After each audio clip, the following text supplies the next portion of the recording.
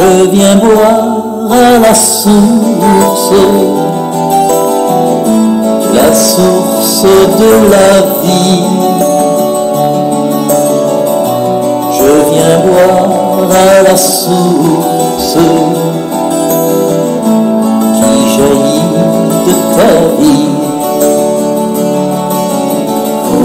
Fatigué par la route, il s'assoit près d'un puits. Seras-tu à l'écoute, femme de Samarie? Je viens boire à la source de la vie. Je viens boire à la source qui jaillit de ta vie. Il te demande à boire, mais il est étrange. Alors c'est dur de croire et de se rencontrer. Je viens boire à la source de la vie. Je viens boire à la source qui jaillit de ta vie. Si tu savais l'eau vive, si tu savais l'amour et ce don qui ravive, Dieu, tu l'es pour toujours. Je viens boire à la source de la vie. Je viens boire à la source qui jaillit de ta vie. Je viens boire à la source qui jaillit de ta vie.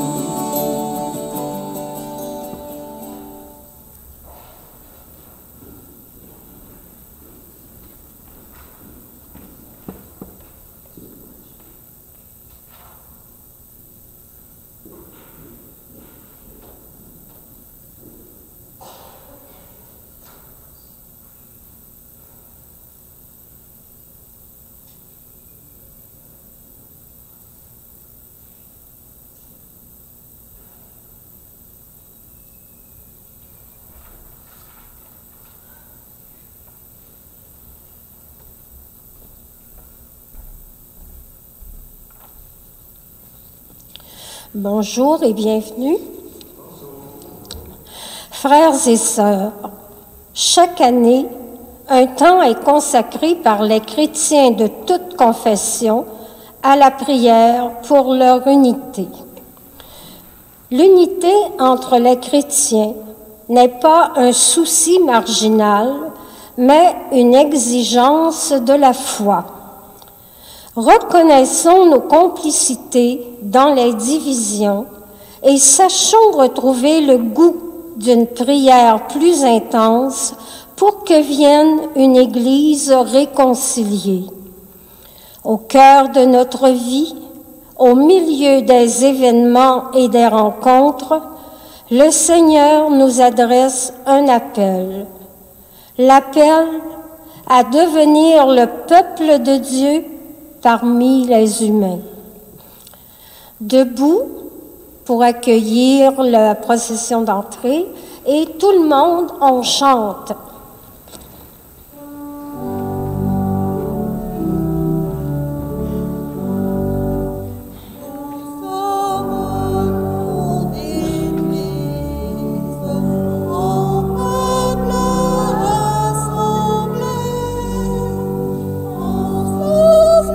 Frères, vivre, nous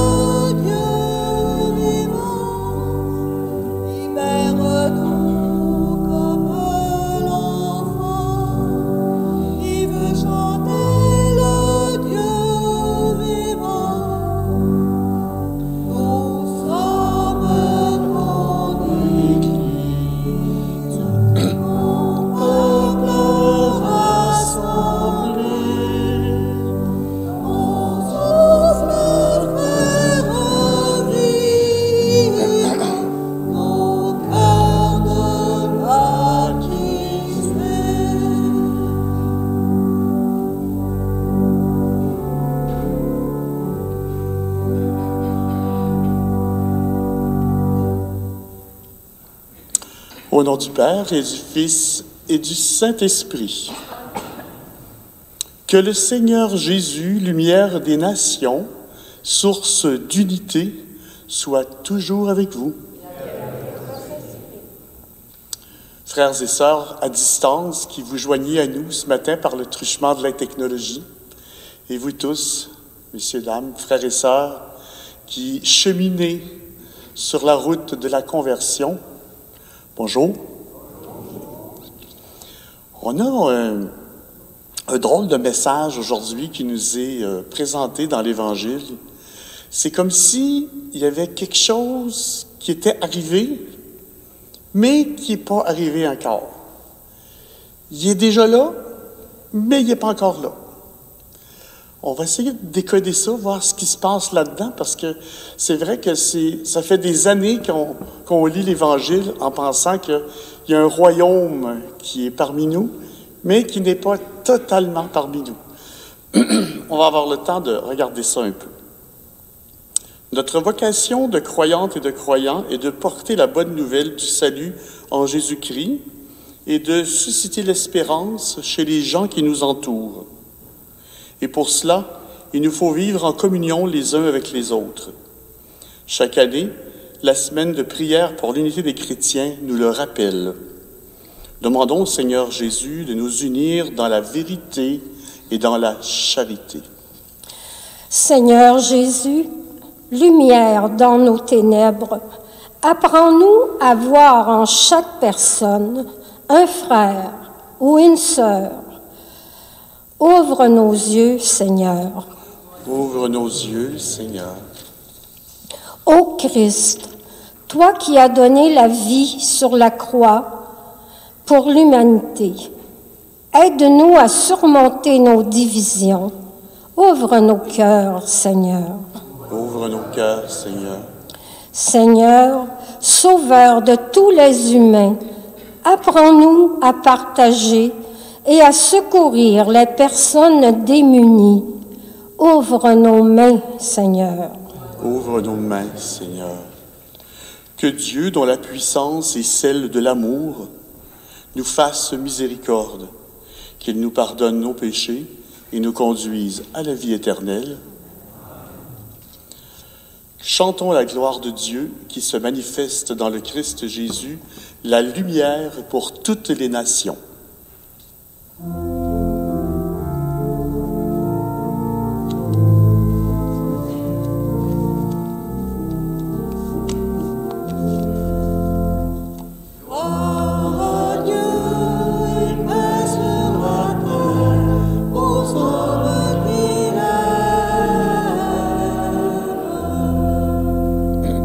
Nous te louons, nous te bénissons.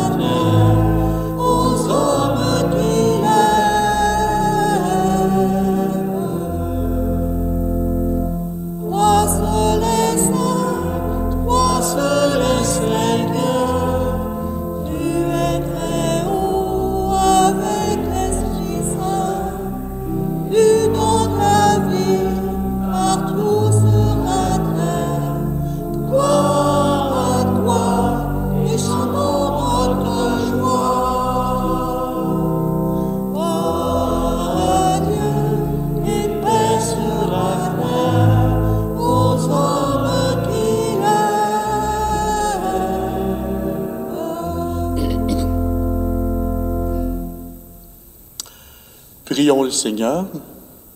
Dieu éternel et tout-puissant, toi qui rassembles ce qui est dispersé et qui gardes ce que tu as rassemblé, jette un regard de paix sur le troupeau conduit par ton Fils. Accorde à ceux qu'un même baptême a consacré d'être unis dans la plénitude de la foi et de demeurer en communion par le lien de la charité, par Jésus le Christ, notre Seigneur.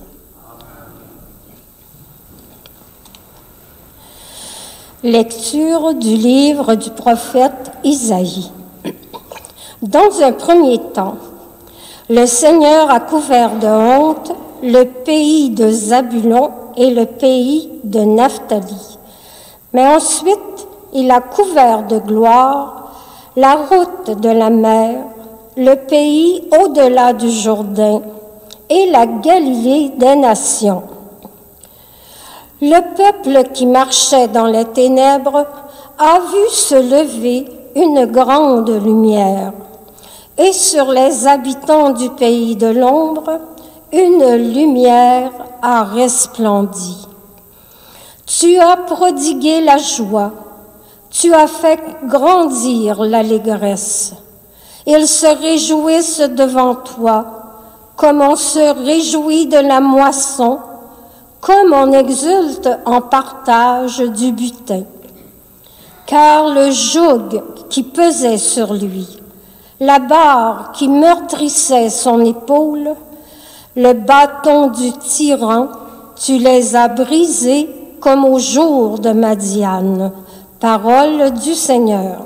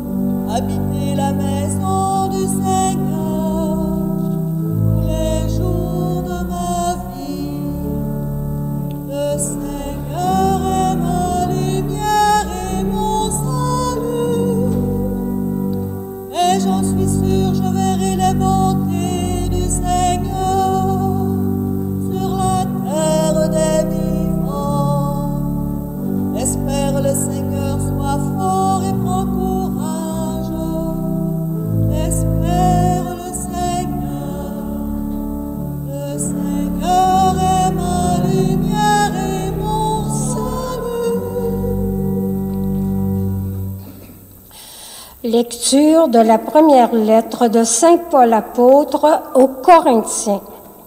Frères et sœurs, je vous exhorte au nom de notre Seigneur Jésus-Christ. Ayez tous un même langage, qu'il n'y ait pas de division entre vous. Soyez en parfaite harmonie de pensée et d'opinion. Il m'a été rapporté à votre sujet, mes frères et sœurs, par les gens de chez Chloé, qu'il y a entre vous des rivalités. Je m'explique. Chacun de vous prend parti en disant « Moi, j'appartiens à Paul » ou bien « Moi, j'appartiens à Apollo » ou bien « Moi, j'appartiens à Pierre » ou « Moi, j'appartiens au Christ ». Le Christ est-il donc divisé? Est-ce Paul qui a été crucifié pour vous? Est-ce au nom de Paul que vous avez été baptisés? Le Christ, en effet, ne m'a pas envoyé pour baptiser, mais pour annoncer l'Évangile. Et cela sans avoir recours au langage de la sagesse humaine, ce qui rendrait vaine la croix du Christ. Parole du Seigneur.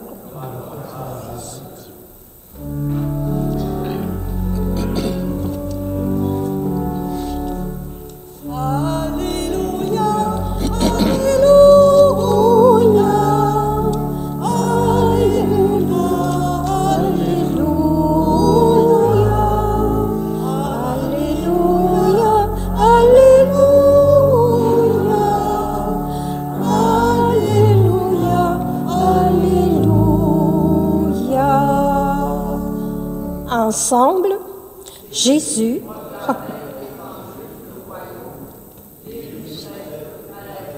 dans le peuple. Alléluia, Alléluia, Alléluia, Alléluia, Alléluia,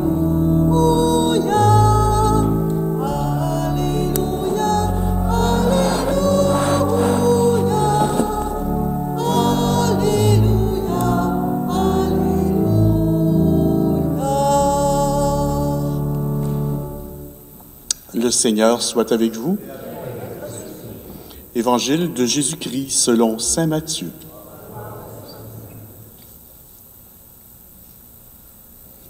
Quand Jésus apprit l'arrestation de Jean le Baptiste, il se retira en Galilée.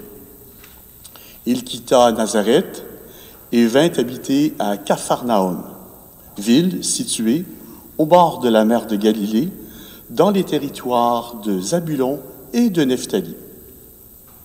C'était pour que soit accomplie la parole annoncée par le prophète Isaïe, « Pays de Zabulon et pays de Nephtali, route de la mer et pays au-delà du Jourdain, Galilée des nations.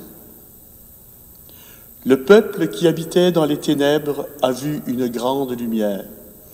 Sur ceux qui habitaient dans le pays et l'ombre de la mort, une lumière s'est levée. » À partir de ce moment, Jésus commença à proclamer « Convertissez-vous, car le royaume des cieux est tout proche. » Comme il marchait le long de la mer de Galilée, il vit deux frères, Simon, appelé Pierre, et son frère André, qui jetaient leurs filets dans la mer, car c'étaient des pêcheurs. Jésus leur dit « Venez à ma suite, et je vous ferai pêcheurs d'hommes. » Aussitôt, laissant leurs filets, ils le suivirent. De là, il avança, et il vit deux autres frères, Jacques, fils de Zébédée, et son frère Jean, qui étaient dans la barque avec leur père, en train de réparer leurs filets. Il les appela. Aussitôt, laissant la barque et leur père, ils le suivirent. Jésus parcourait toute la Galilée. Il enseignait dans leur synagogue, proclamait l'évangile du royaume, guérissait toute maladie et toute infirmité dans le peuple. Acclamons la parole de Dieu.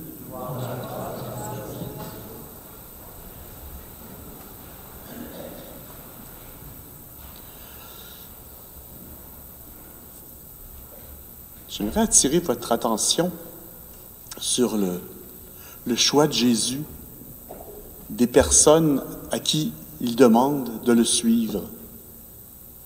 Ces pêcheurs d'hommes qui étaient là sur le bord de la mer de Galilée, parfois on l'appelle le lac de Galilée, parfois on l'appelle la mer de Galilée, parce que c'est quand même un lac qui est relativement grand, qui était relativement grand. Mais au fond, Jésus fait affaire avec des personnes simples, des personnes disposées par le cœur à vouloir le suivre et à travailler avec lui. Au fond, quand on regarde l'expérience que Jésus offre de vivre, c'est une expérience de cœur. Il offre de vivre une expérience par le cœur. Et c'est bien cette expérience par le cœur que ces personnes que Jésus invite à le suivre veulent vivre aussi et sont disposées à aller en ce sens. Ça va bien aussi avec l'ensemble des textes qui nous sont proposés dans la liturgie aujourd'hui. Si vous avez vu dans cette liturgie du dimanche, on est un peu pris entre deux feux. Ça fait pas mal d'années, n'est-ce pas? On a entendu l'Évangile, c'est pas la première fois ce matin. Ça fait plusieurs fois qu'on se fait dire ouais, le royaume des cieux est arrivé, Jésus est ressuscité, c'est magnifique. Il est là parmi nous, l'Esprit nous habite chaque jour. Mais là, surprise, convertissez-vous, le royaume de Dieu est tout proche. Ah, mais attendez, il est là ou il n'est pas là, le royaume de Dieu? Il est arrivé ou il va arriver? Et là, on pourrait regarder en nous et autour de nous ce qui se passe pour avoir des indicateurs du royaume de Dieu qui n'est pas encore arrivé. Bon, je pense que si on s'y mettait au groupe qu'on est ce matin, on trouverait des exemples à profusion.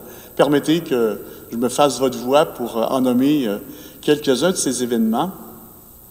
On pense évidemment à nos frères et nos sœurs de l'Ukraine qui vivent ce qu'ils vivent actuellement. On pense à toutes sortes de situations qui se vivent dans nos milieux d'éducation, où est-ce que des parents, parfois, sont sollicités pour se retrouver un bon matin, en pleine classe, en train d'enseigner à des jeunes enfants, alors qu'ils ne sont pas préparés à faire ça. C'est pas facile pour eux, c'est très difficile, ils font face à des difficultés, ils sont obligés de construire. Il y a notre personnel des milieux de la santé qui vivent des choses difficiles parce que pénurie de personnel. Auriez-vous cru ça, vous et moi, qu'on aurait à faire face un jour avec une population qui est quand même assez importante, à autant de manque de personnel? Qui aurait dit? Au fond, il y a nos entreprises de notre région qui cherchent aussi le meilleur moyen pour reprendre vie, mais qui font face à des difficultés, à des embâcles. Donc, le royaume des cieux, pas encore arrivé, c'est vrai qu'on en a des indicateurs. Mais il y a aussi les indicateurs du royaume des cieux qui est parmi nous, n'est-ce pas? Si, par exemple, on prend le témoignage de l'infirmière, je ne sais pas si vous avez entendu cette semaine à Radio-Canada, elle rendait compte de son expérience comme infirmière dans un hôpital au Québec. Puis elle était très, très lucide par rapport à l'expérience qui est en train de se vivre, parce qu'il y a des grandes difficultés. Mais de son cœur de femme et d'infirmière, elle a dit aux journalistes, il y a quand même quelque chose que je dois vous dire. Je pratique le plus beau métier du monde. Elle voulait témoigner de l'importance, à travers tout ce qui se vivait, de l'espace de lumière qu'elle voyait vivre. Une lumière s'est levée d'entre les nations. Ce sont ces lumières, je pense, qui s'allument. Il y avait aussi, vous avez probablement aussi entendu ça, le directeur général du CHUM à Montréal qui a pris sa retraite dans les derniers jours, mais qui, avant de quitter, a dit... Il a presque dit ça comme ça. Je rends grâce de voir comment les choses se passent dans mon milieu, parce qu'on vit beaucoup d'harmonie à l'intérieur de notre centre. Et le journaliste de lui demander, « Ouais, mais qu'est-ce que vous avez fait pour arriver à ça? Comment vous y êtes-vous pris? » Et l'homme de répondre, « Il n'y a qu'un mot, monsieur. Reconnaissance. Ce que j'essaie de faire chaque jour avec mon personnel, c'est de faire ressortir la reconnaissance, l'importance que j'accorde et que nous accordons aux personnes qui sont autour de nous. Pour lui, c'était la voie pour montrer jusqu'à quel point les choses pouvaient quand même bien se passer. Je nous invite donc aujourd'hui, puis cette semaine, à voir en nous les signes du royaume qui ne sont pas encore là. Et si vous voulez, ce matin, ce sera notre prière de demande, ça. Qu'au fond, on puisse s'apercevoir qu'il y a des choses autour de nous qui ont besoin d'advenir et on va vivre entre nous cette prière de demande que le royaume des cieux à advenir aille encore mieux. On prendra, si vous voulez bien aussi, une autre initiative cette semaine. On regardera autour de nous les signes du royaume des cieux qui est là, qui est déjà là, et à rendre grâce. Et donc, ce sera le deuxième volet de notre prière aujourd'hui, rendre grâce pour toutes les belles choses qui se passent autour de nous, parce qu'il y a aussi de très belles choses. Alors, voyez, c'est que cette ambivalence du royaume des cieux qui est là, mais qui n'est pas là encore. Donc, c'est cette ambivalence, cette foi que nous sommes invités à nourrir en nous et autour de nous pour que, justement, ce royaume advienne. Donc, que notre cœur soit et demeure habillé, que la grâce trouve en nous un chemin, tout bien pavé aussi pour accueillir ce Dieu qui passe en nous. Rendons grâce ensemble pour tout ce qui se fait déjà de beau et pour qu'il vienne ensemble nous voir et nous visiter. Prions donc pour la conversion des autres et de notre propre conversion.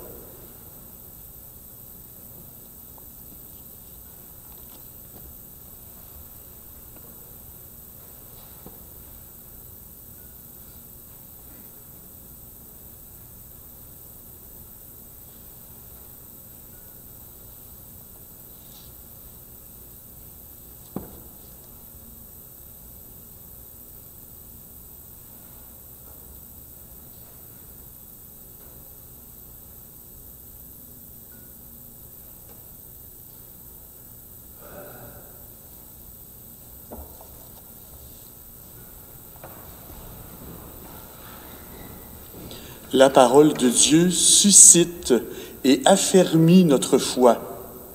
Unis à tous les baptisés du monde entier, nous l'exprimons ensemble. Je crois en Dieu, le Père Tout-Puissant, Créateur du ciel et de la terre, et en Jésus-Christ, son Fils unique, notre Seigneur, qui a été conçu du Saint-Esprit, est né de la Vierge Marie, a souffert sous Ponce Pilate, a été crucifié, est mort et a été enseveli, est descendu aux enfers, le troisième jour est ressuscité des morts, est monté aux cieux, c'est à la droite de Dieu le Père Tout-Puissant, d'où il viendra juger les vivants et les morts. Je crois en l'Esprit Saint, à la Sainte Église catholique, à la communion des saints, à la rémission des péchés, à la résurrection de la chair et à la vie éternelle. Amen. Le royaume des cieux est tout proche, dit Jésus. Prions pour que ce royaume s'établisse chaque jour dans notre monde, envahi par les divisions, par les ténèbres. Sûr de ton amour et fort de notre foi, Seigneur, nous te prions. Pour que les responsables des diverses églises proclament au monde le même Christ et la même bonne nouvelle de la part de Dieu, prions le Seigneur. Sûr de ton amour et fort de notre foi, Seigneur, nous te prions. Pour que toutes les personnes baptisées et leurs pasteurs développent un profond souci de l'unité et de la réconciliation, prions le Seigneur. Sûr de ton amour et fort de notre foi, Seigneur, nous te prions. Pour que ceux et celles qui ont pris leur distance de leur communauté chrétienne puissent entendre de nouveau la bonne nouvelle du salut, prions le Seigneur. Sûr de ton amour et fort de notre foi, Seigneur, nous te prions. Pour que les personnes souffrantes, démunies ou découragées trouvent réconfort et soutien auprès des croyants et croyantes, prions le Seigneur. Sûr de ton amour et fort de notre foi, Seigneur, nous te prions. Pour que nos communautés soient heureuses de croire et de témoigner du Christ, le Sauveur du monde, prions le Seigneur. Sûr de ton amour et fort de notre foi, Seigneur, nous te prions. Tu le sais, Seigneur, nous avons besoin de ta lumière et de ton soutien. Exauce nos demandes et ouvre nos cœurs à ta présence pour que nous sachions raisonner de ton amour, toi qui vis et règnes, maintenant et pour les siècles des siècles. Amen.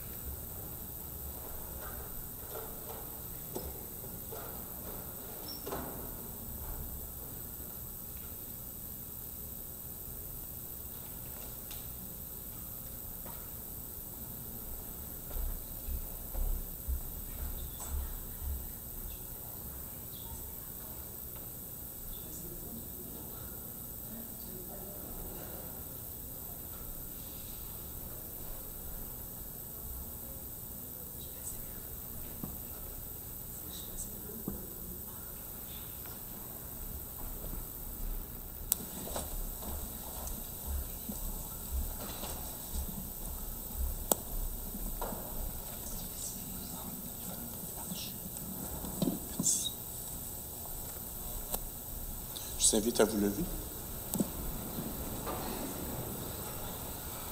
Frères et sœurs, unis dans un même esprit, nous pouvons dire avec confiance la prière de celui qui nous accompagne pour répondre à nos demandes et recevoir nos actions de grâce. Notre Père, qui es aux cieux, que ton nom soit sanctifié, que ton règne vienne, que ta volonté soit faite sur la terre comme au ciel. Donne-nous aujourd'hui notre pain de ce jour. Pardonne-nous nos offenses, comme nous pardonnons aussi à ceux qui nous ont offensés. Et ne nous laisse pas entrer en tentation, mais délivre-nous du mal. Délivre-nous de tout mal, Seigneur, donne la paix à notre temps. Soutenus par ta miséricorde, nous serons libérés de tout péché, à l'abri de toute épreuve, nous qui attendons que se réalise cette bienheureuse espérance, l'avènement de Jésus, le Christ, notre Sauveur.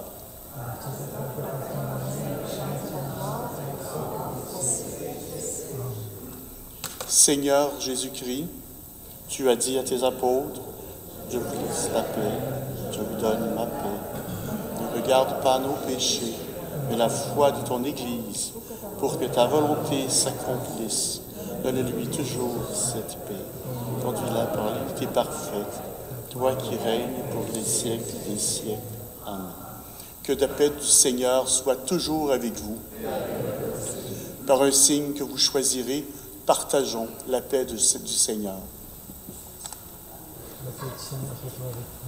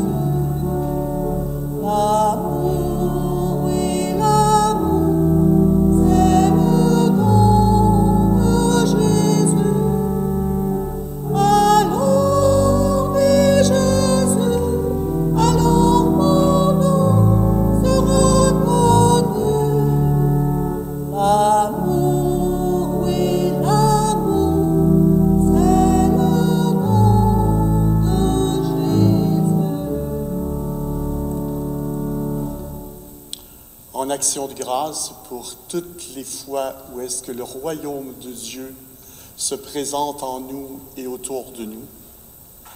Voici l'agneau de Dieu. Voici celui qui enlève le péché du monde. Heureux les invités au repas des noces de l'agneau.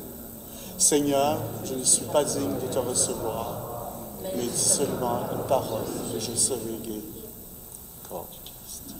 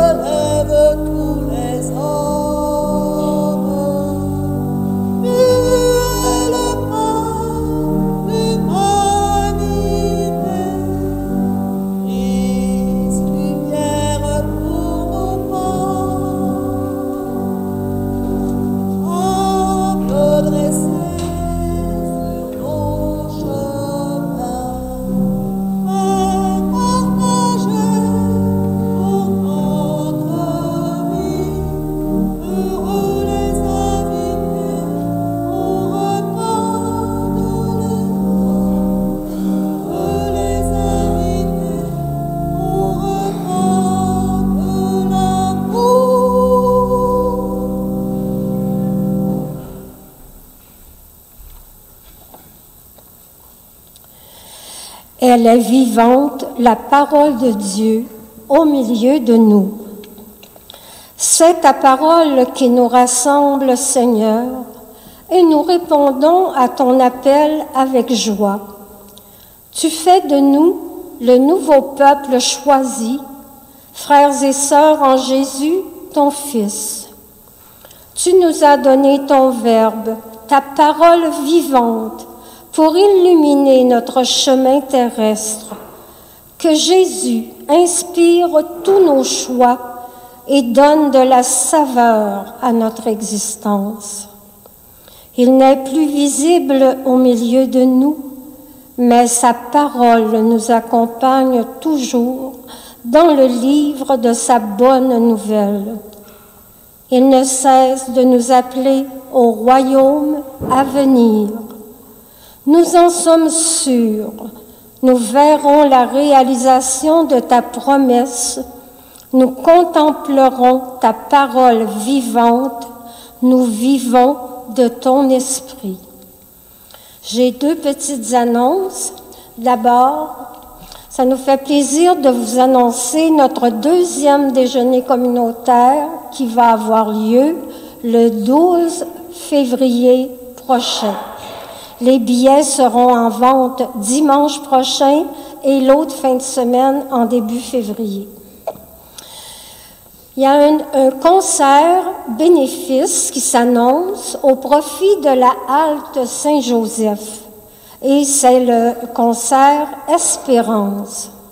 Il va avoir lieu à l'église Sacré-Cœur le 5 février à 14 h. Le coût du billet, 10 $ et tous les billets seront mis en vente à la halte Saint-Joseph et à l'entrée du spectacle. Merci. Je voudrais vous dire un gros merci parce que nous avons eu une très belle chorale.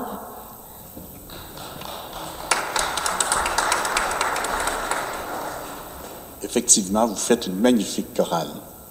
S'il vous plaît.